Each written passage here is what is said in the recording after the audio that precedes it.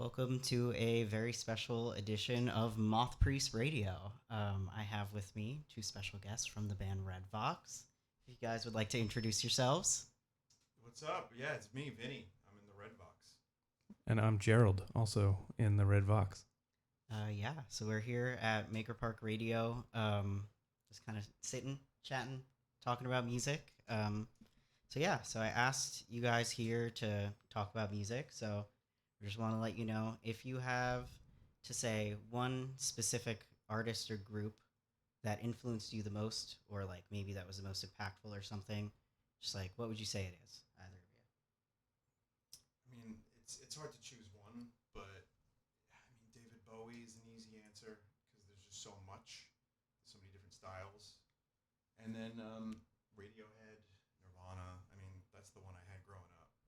So those are the three obvious ones. If I have to pick one, I always go with Miles Davis, just because I spent so much time listening to his albums, and his career spans such a long time and so many different genres within it.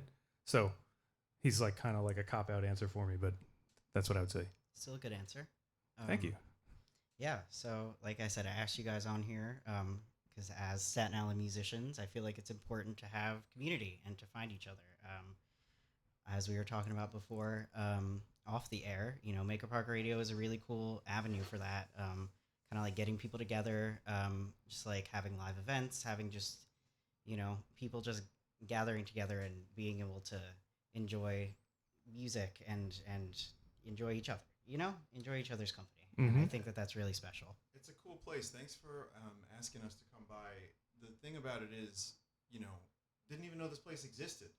So we're actually here in physical real life right now, and not just That is true. over the internet, which is easy and cool. But it's nice to actually be in a radio station and like talk about music. Yeah. So speaking of a radio station, though, as they do, they like to play songs. So would you guys like to start us off with a song from Red Vox? Absolutely. All right. Yeah, I think our most New York song would be a good choice. All right. So we are going to start with Garbage Land by Red Vox.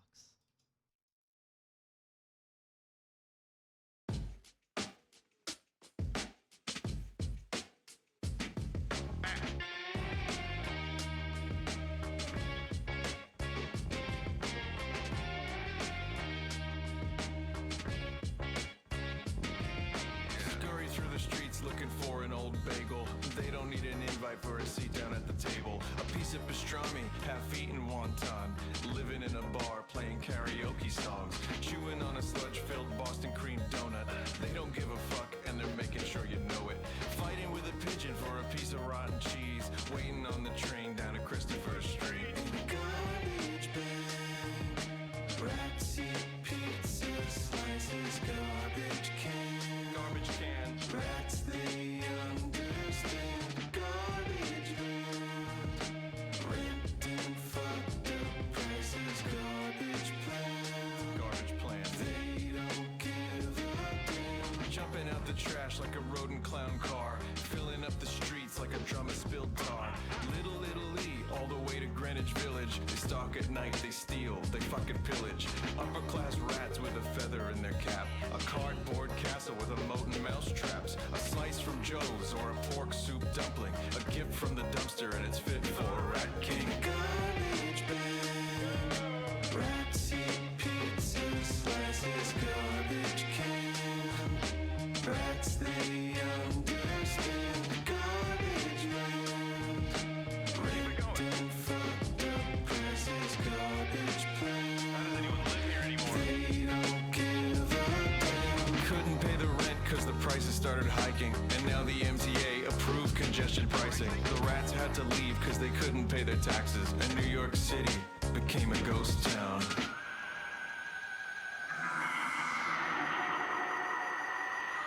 Brooklyn from the Bronx all the way to Staten Island. They didn't stay long, but not for lack of trying. They hopped a trash barge to Newark, New Jersey. They tried to start a plague, but they ended up with scurvy. Garbage bag. Rats eat pizza slices. Garbage can. Garbage cans. Rats, they understand. Garbage man. Rent and fucked up prices.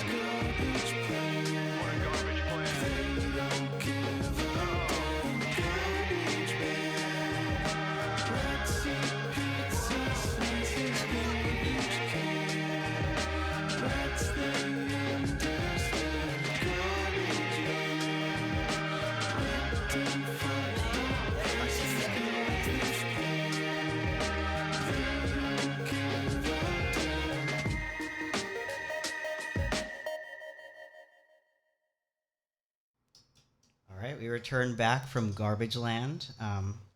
So I just want to know, what would you say, like, what's the inspiration for that song? What made you sit down and say, I want to write a song from the perspective of a rat? It was a complete accident because we ended up working on something else, and then I was playing that guitar riff, and it sounded like Beck. I'm like, Joe, what if we put a hip-hop beat under this? And that's not even, for those that don't know, that's not even what we sound like usually at all. So, and then I'm thinking, what would Beck rap about if he lived in New York City? I don't know, maybe like rats. That's what I know about. And there you go. There's a full song. We did it in 3 days, which you can tell. But yeah, it's a fun one.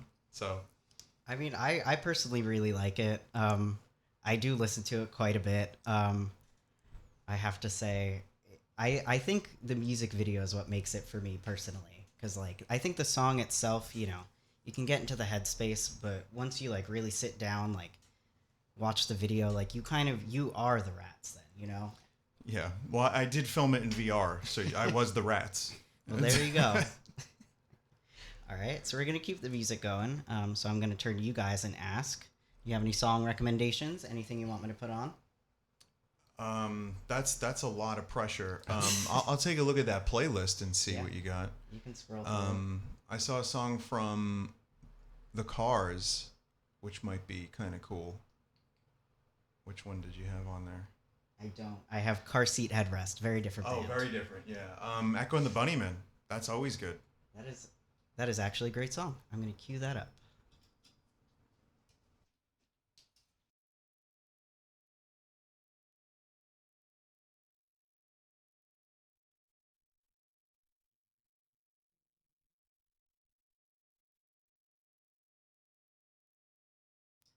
All right, so now the next song is going to be Bring on the Dancing Horses by Echo and the Bunnymen.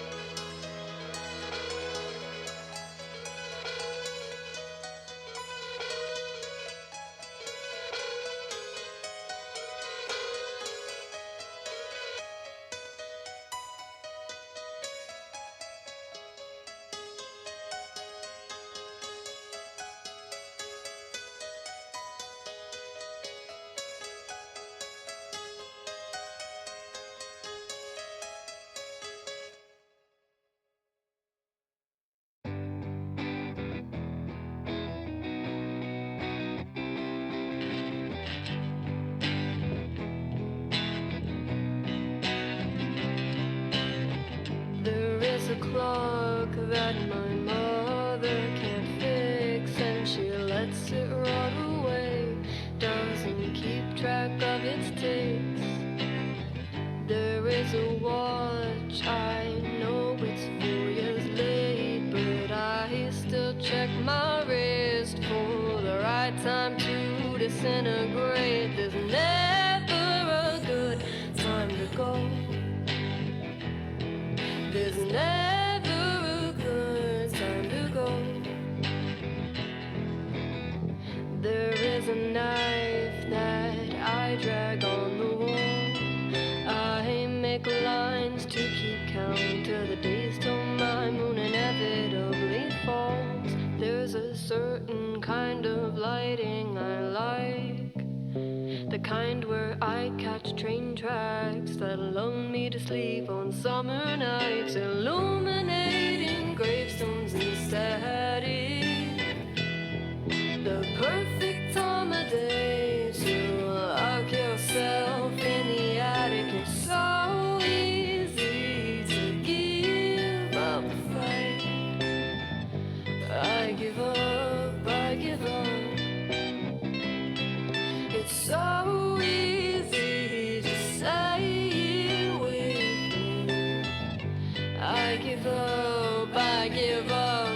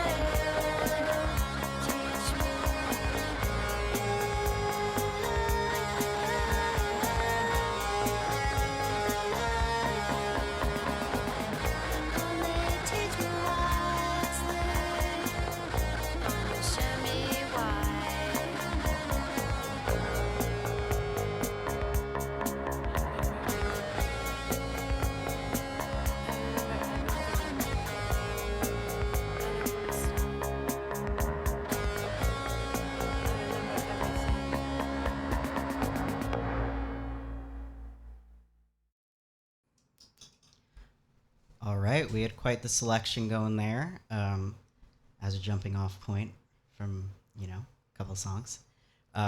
So another thing that I want to talk about with you guys is just like, I asked you about like musical influences, but like, what would you say for like either of you is like, where did you like start, I guess? I know that that's a very huge question, but like if you, at least like what was it that like piqued your interest with music, I just always had, it was just something that I was always interested in. And so like my father played music in the house. We had like a piano, and I always gravitated towards the instruments. But the thing that got me into music, and I'm making air quotes with my fingers, like, just music scene. I had an older brother, and he would bring home like cassette tapes of stuff like this, just mixtapes. Mm-hmm. That's how I got exposed to like bands and stuff like that. Cool. Mm-hmm. So it started in a pool, and my cousin brought Unplugged in New York from Nirvana, and we listened to it for a long time, and I just started asking him questions like, who is this guy? And he was like, well, I have some bad news for you. But we listened, and I really, really loved the sound of it, and I loved the melodies, and that's when I first noticed music. So I was 10, and then I remember getting a guitar with an amp inside of it, and it was terrible. It was like a Toys R Us guitar. I know the kind. I didn't know how to play. No one ever taught me to play. Years later, though, I ended up getting a real guitar, and I was 18, so I started late.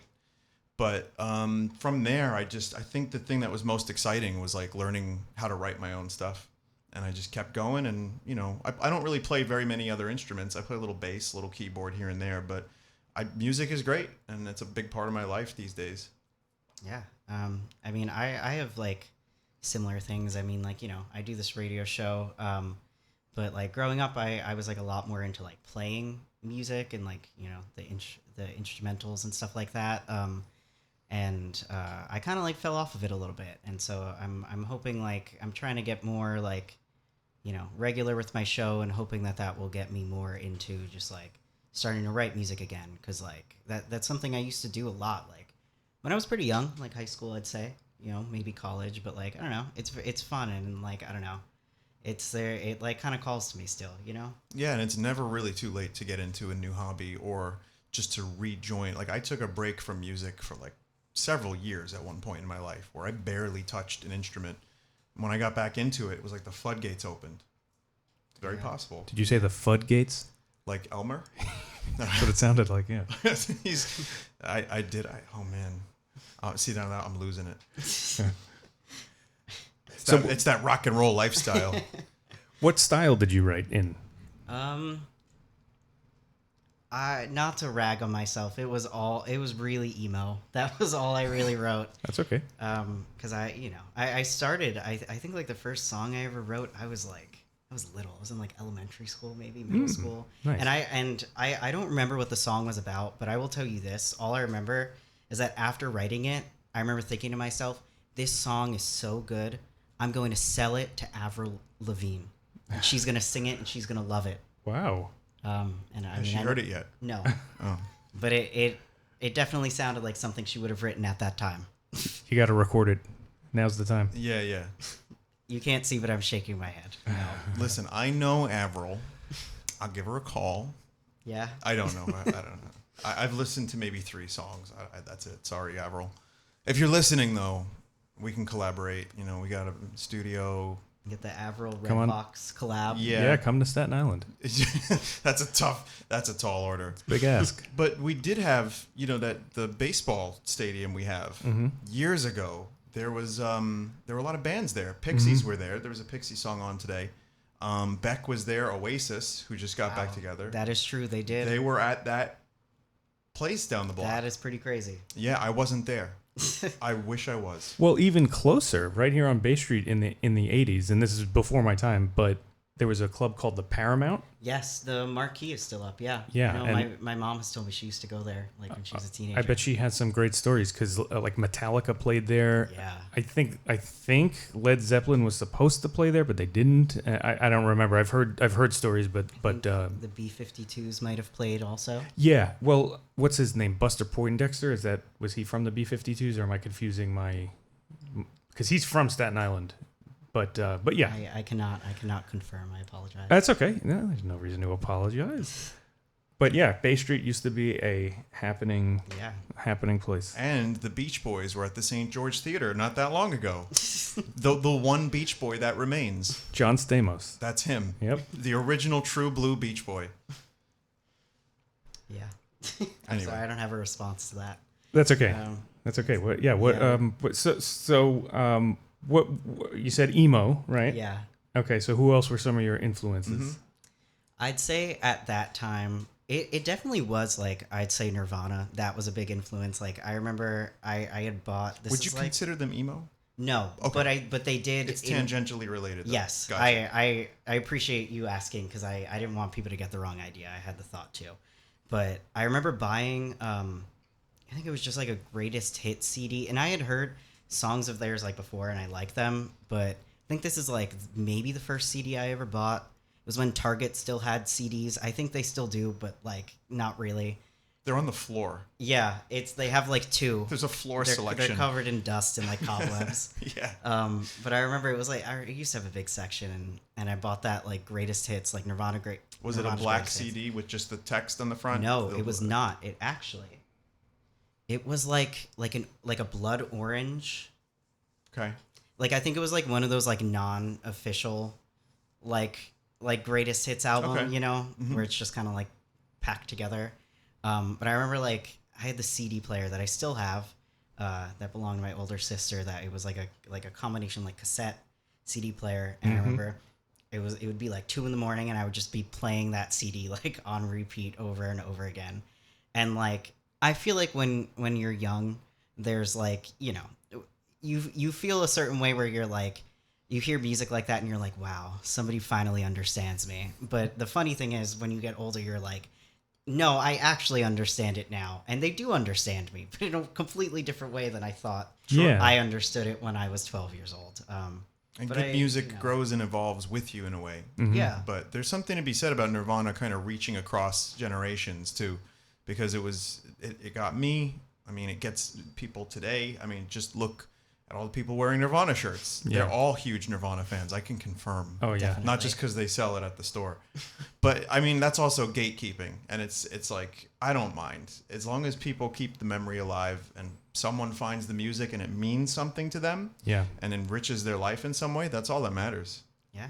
I remember, and you mentioning that story triggers a memory for me because one of the first cassette tapes that I owned was In Utero, and I bought it at Caldor. The Caldor, I remember where which that was like a department, it's like by a- the it's Chuck like E. Cheese. Exactly. Yeah. Yeah, exactly. And then and so like that was so I listened to that like all the time, and so Dave Grohl was like a big, talking about influences before.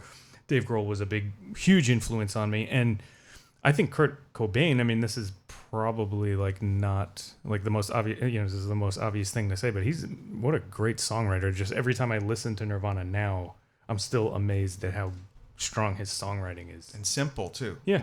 Well, not always like dead simple, but there are moments where it's just like, wow, this song is 3 chords. Right.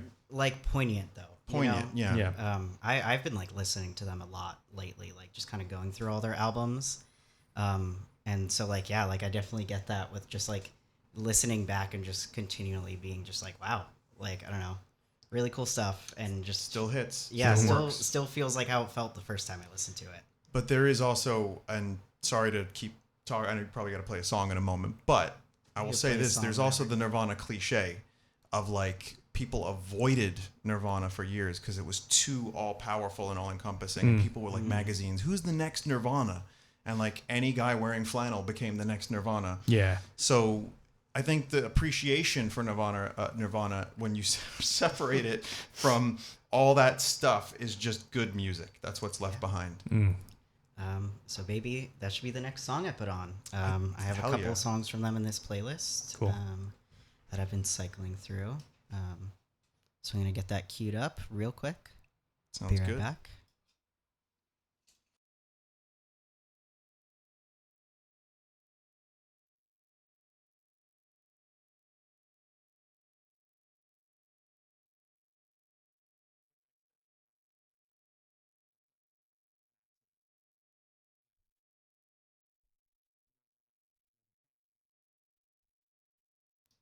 All right, so now we're going to start with probably my favorite song off of In Utero, Scentless Apprentice. Nirvana.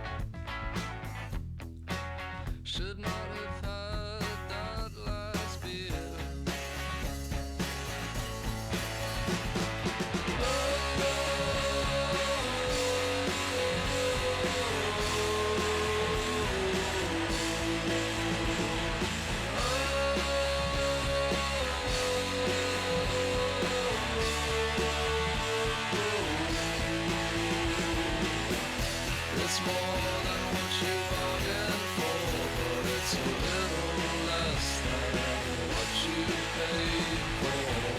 My water's come undone, my microphone hangs limp on the nightstand. Tell my mother I'm going home. I have been destroyed by hippie powers. Tell my mother I'm going home. I have been destroyed by hippie powers.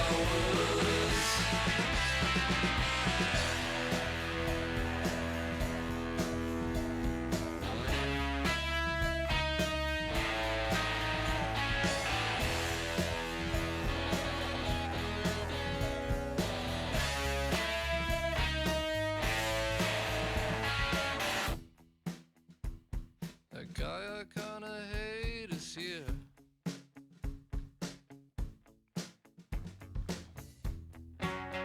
Should not have had that last.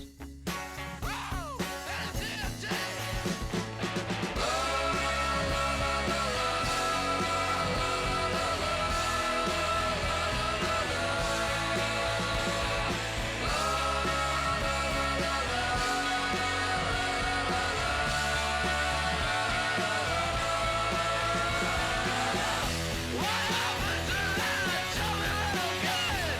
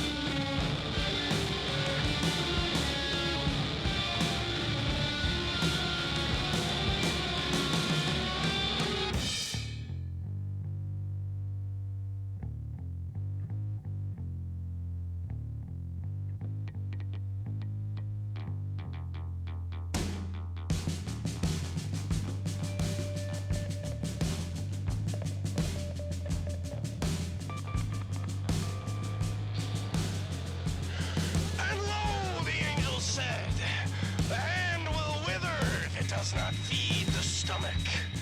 And though the stomach gains a surplus of all the fat, while the hand remains skin and bone, this is the will of Mother Nature.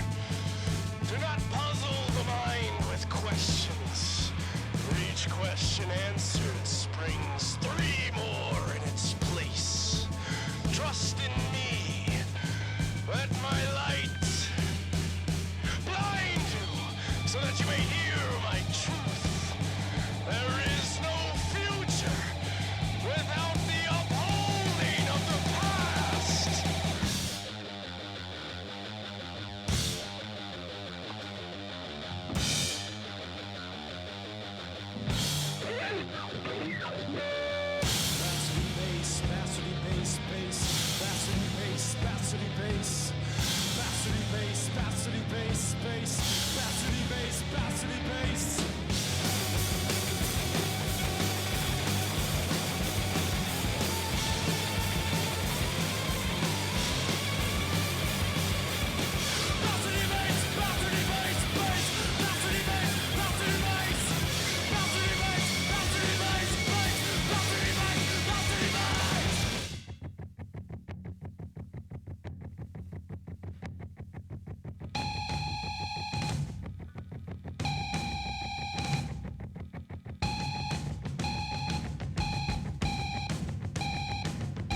Judas is my Jesus, and Cain is my man, and I don't need you to give me a command.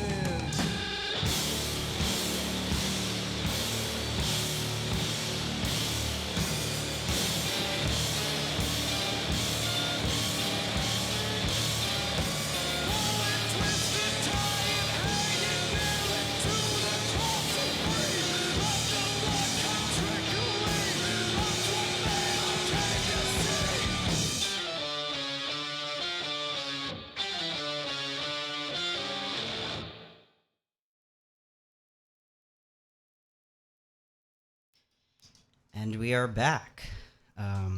Yeah, so that last song that played was Piggies by Mary Shelley, which I really love them. They played here on Staten Island at Maker Park for our punk rock mini golf, which is a super fun event. Yeah, I was mentioning, how, they like got really into like the stage presence, and like that's something that like is like really enjoyable, like with a band where it's like, not necessarily like a group has to have that, like you can still find musicians and like say like, they're good musicians, but like, I don't know, sometimes you like really like you find someone and it's just like, wow, like I don't know what it is they've got, but they've got it, Mm-hmm. You know who was that for me recently? Mm-hmm. Alex Turner from the Arctic Monkeys. Yeah. But it wasn't that he was doing anything. He was doing minimal. But it's still something, though. It was I understand. weirdly kind of fun to watch him get into the music and just do his thing, and it was a good show. Mm-hmm. But he wasn't thrashing around on stage and breaking stuff and jumping around, but it worked. Yeah. Yeah. Well, I think it's about being comfortable in who you're, it's almost like singing in a way, because like I think about when I hear a singer and I'm like, man, I wish I could sing like that, but you can't. So it's like the same kind of thing, like your stage presence has to be an extension of you, or at least you have to be able to like convincingly like act, play a part. So like I'm sure Alice Cooper, like if you hung out with him in real, like the whole Wayne's World, Oh yeah. yeah, He's very articulate. yeah, Very eloquent. yeah. So Yeah. I mean, I think like, yeah, that level of performance is definitely a part of it, where it's like you're kind of embodying someone else. I know a lot of artists talk about that, where it's just kind of like, I don't know, they just kind of black out and they're like, that was somebody else for a little bit. Mm-hmm, mm-hmm. I mean, Bowie, back to him for, all his different characters and different phases of his career. It was a lot of that. And, I think he was a very smart performer. Mm-hmm. He knew how to be engaging even as these different characters. But also, from what I remember from interviews, that's how he felt comfortable. Some people aren't comfortable in their own skin, and they have to kind of put on, even if it's you, but elevated. And it's a character. Yeah. This is just tangentially related to David Bowie. But have either of you ever seen the movie Velvet Goldmine. No. I'm aware of it. I haven't seen it. Well, for those of you who don't know, it was supposed to be a David Bowie biopic. And I think he was alive at the time, and he was like, no, you can't write this about me. But they had already written the whole thing. Didn't they just give him a different name? They just made it like fan fiction, basically, about his own life, and they just mashed together, which is like such a stupid way to describe it, but that really is what it is. Like, they like combined like Iggy Pop and Lou Reed into one person, played by Ewan McGregor, also. Okay. So it's just interesting, like, think about like in that movie where it's like this very, very fictionalized version of David Bowie, like mostly just because they couldn't get away with actually doing David Bowie, but like it is interesting to see the way that they like kind of spoof on him, but also like kind of go in different directions with it. But like, I don't know. What did they call him in the movie? What was the character's name? Oh, I can't even remember. Okay. Because the Lou Reed Iggy Pop guy, they probably call him like Ligma Reed. Right? They definitely they definitely don't. Oh, that's a shame. I all I remember is that movie does have a really good soundtrack too. That's the thing too, is that so part of David Bowie saying like don't make this about me is that he was like, you can't use any of my songs in it. And they technically did get away with using one of his songs, but it was, I believe, a Lou Reed song that he had background vocals on. Oh. Because they were just like, yeah, we'll sneak it in somehow. But like it has Vultures. Like, yeah. Picking up any scraps of Bowie they can, throwing it in their hack movie. I don't know, maybe it's a good movie. Is it? Yeah, it's All right. weird. It's Well, a there you really weird movie. What was it? Christian Bale's in it also. Wow. They like, it shows him when he's like young in like the 70s and like kind of like the beginning of like Britpop, but it's like it's just like adult Christian Bale, and they kind of try to put makeup on him, and like they do the thing where they just give him a wig to be like, look, he's younger now. Yeah. And I'm like, that's just Patrick Bateman looking at me like I don't see it any other way. Before you finished the sentence that said adult Christian Bale, I thought you were going to say adult Christian music, like Adult Christian contemporary. Yeah. I mean, that's definitely a genre. I don't think I play it here, but it's a genre. It is a genre. I mean, you are a priest. Yeah, Kind of. Well, that's more nerdy. It's not an actual priest. Okay. Vinny's referring to my username as Mothpriest. That is from the Elder Scrolls. Oh, know okay. that, Because I was shouldn't going to I? ask you about that. Yeah. They're the people who read the Elder Scrolls. I just was like in high school and was like, that sounds cool. Yeah. And I like this okay. game, and it's just been my username on everything. You know, in an alternate reality, I would still be Cloud from Final Fantasy VII, because no one named themselves Cloud in 1997 on the internet. No. Yeah, You're the only one. I was the only one. Wait, did you use that as like I was like, but I had to be like XX Cloud 1237. Oh, okay. XX, because every other variant of Cloud was taken, and Yeah. I didn't want to be Sephiroth. No. Nobody wants to be Sephiroth. Well, Wow, I have some an people. even worse one than that. When my like AOL username when I was of that age, like 14 or whatever, was BILCOZBY, Bill Cosby.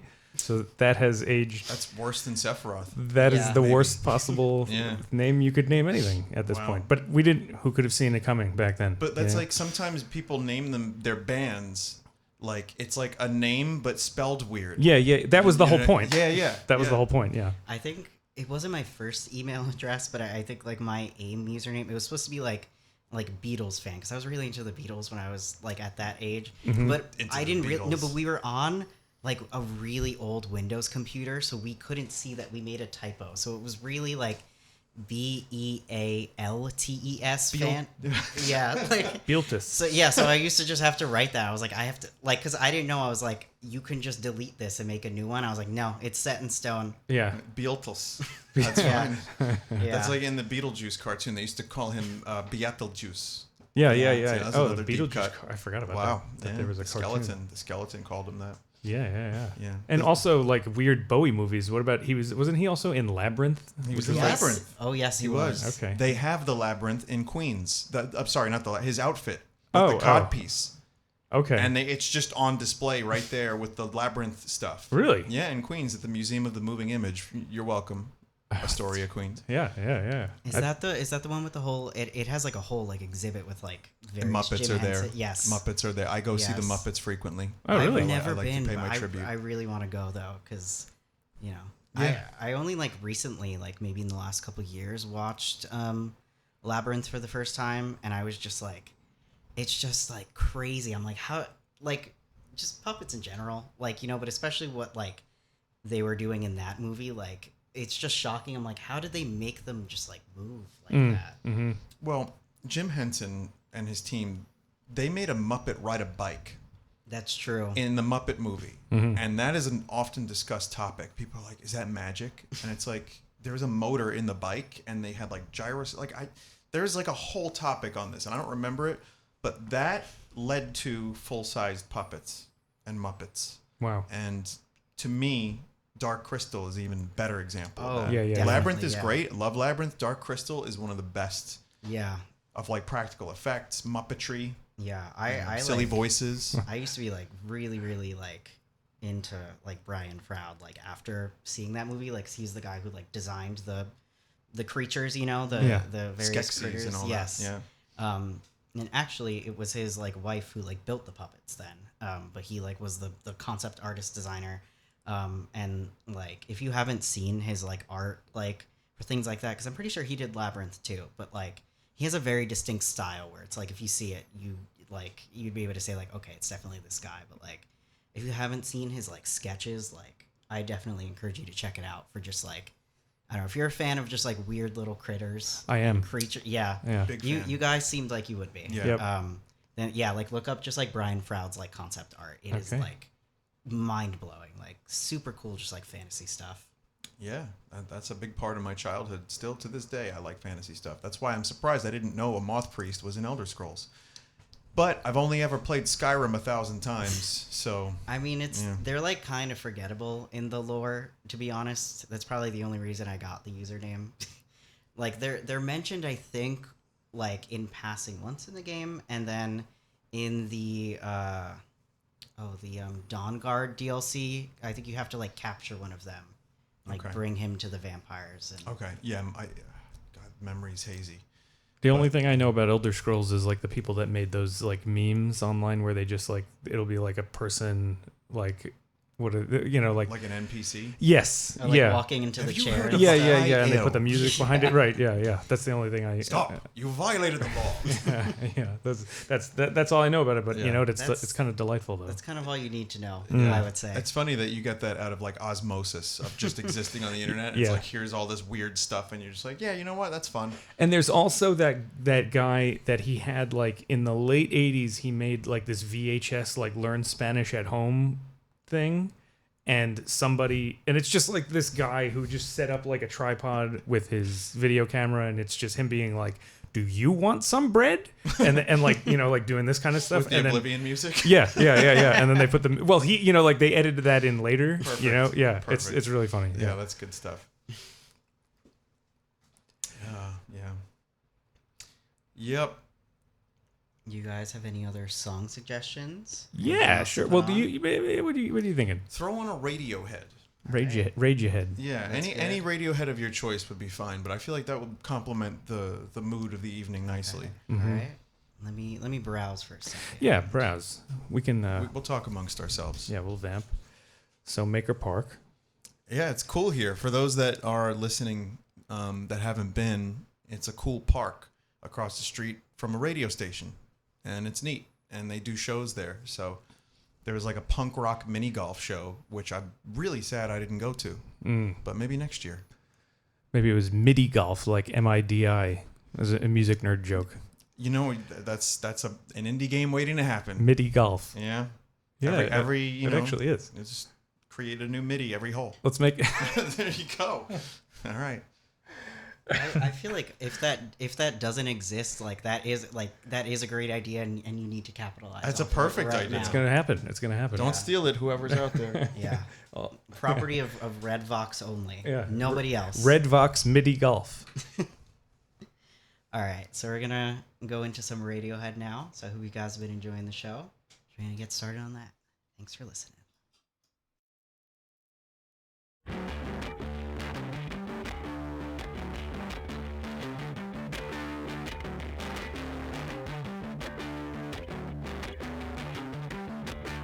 I do not understand what it is.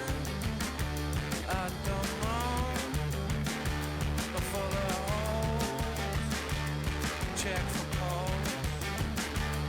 Blink your eyes, won't forget till you know.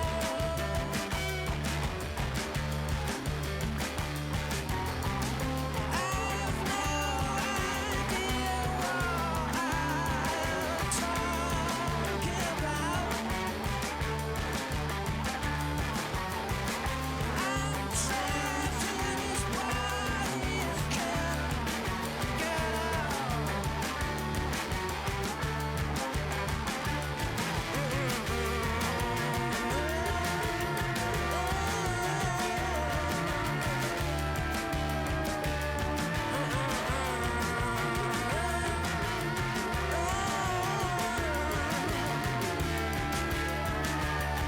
Kill sound, move background, pale imitation. In the edges are silence.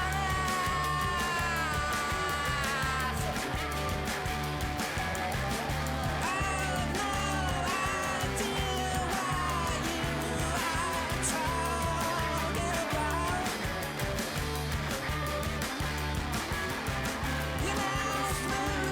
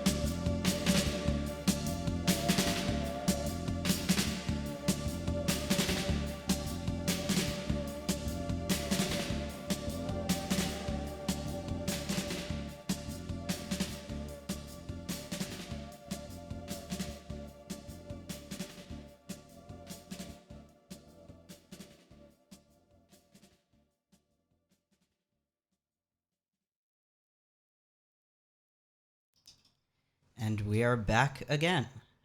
So we're still here, but the night is winding down, so we're just gonna, chill out a little bit longer. I did want to ask you guys, so at the end of the show, I'm going to be playing another song by Red Vox, not Garbage Land again, but another song that came out around the same time, and it's called Remember. If you guys want to talk about it a little bit before we play it, just about the writing process, anything like that.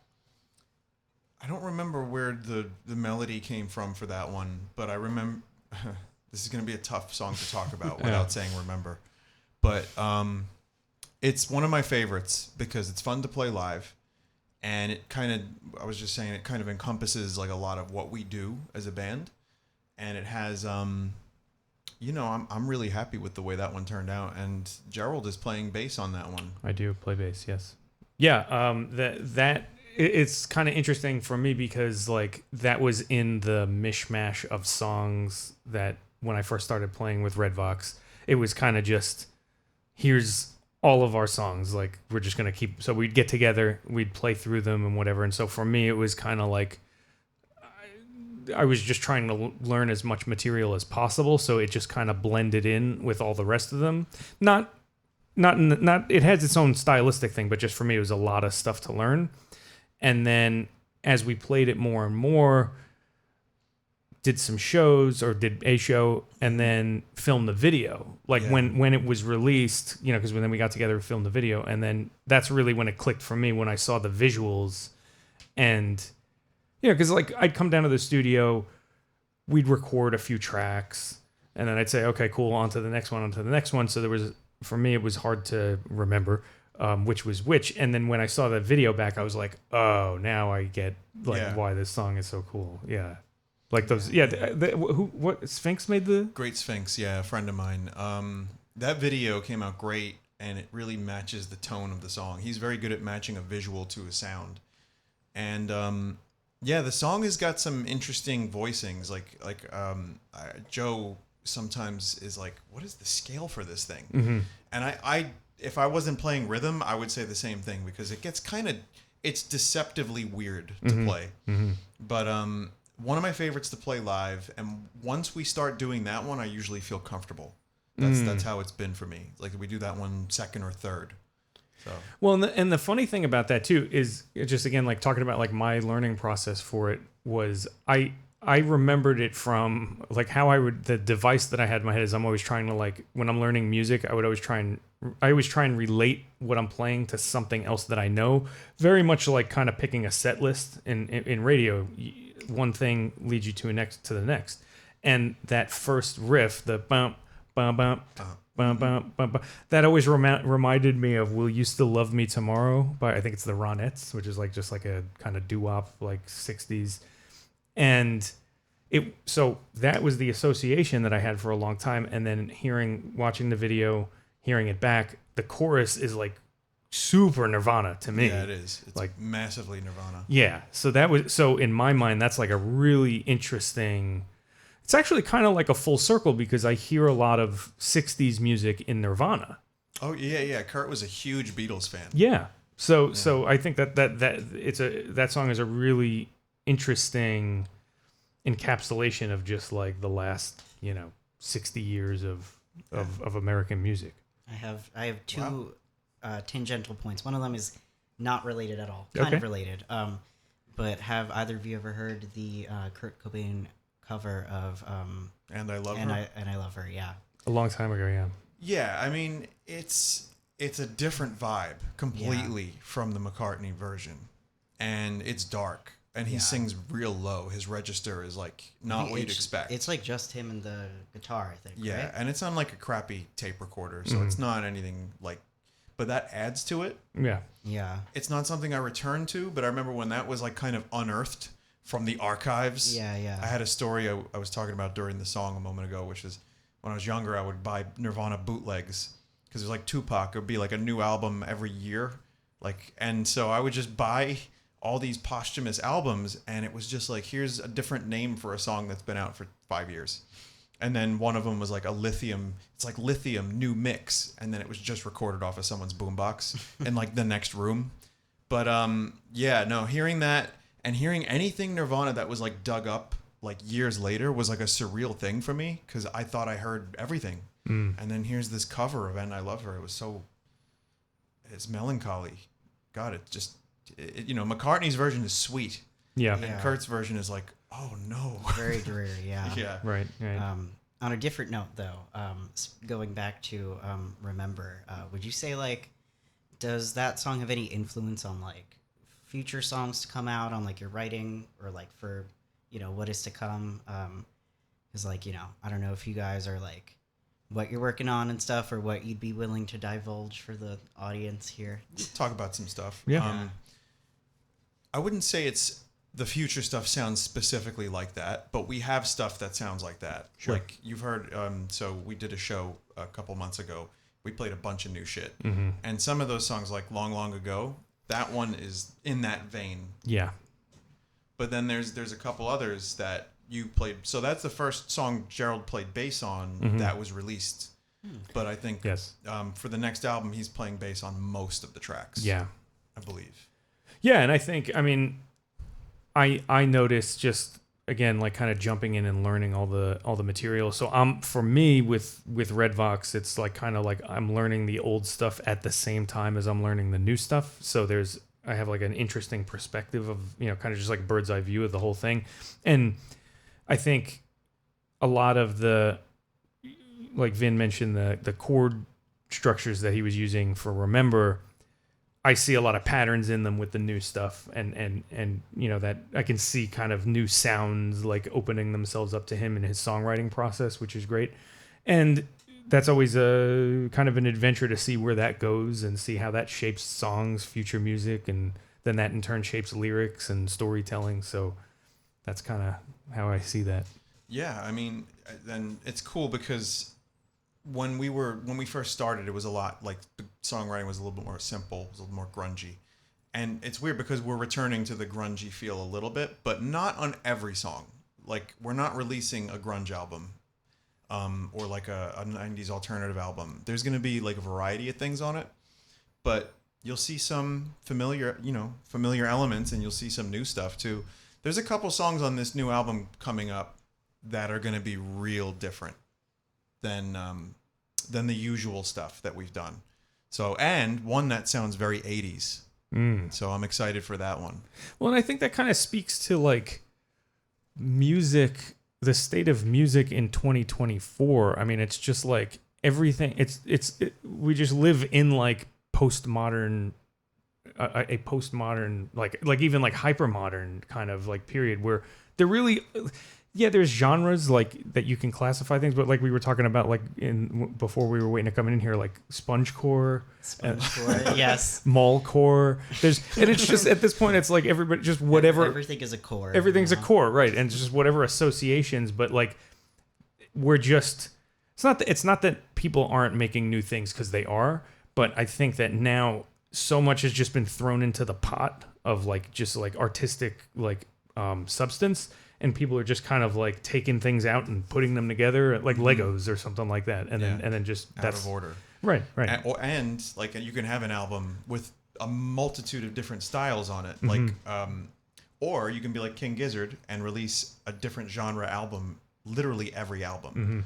And it's like, oh, they're gonna do synth pop this time. They're gonna do a thrash album, metal. They're gonna go to blues. They're gonna go to psychedelic rock.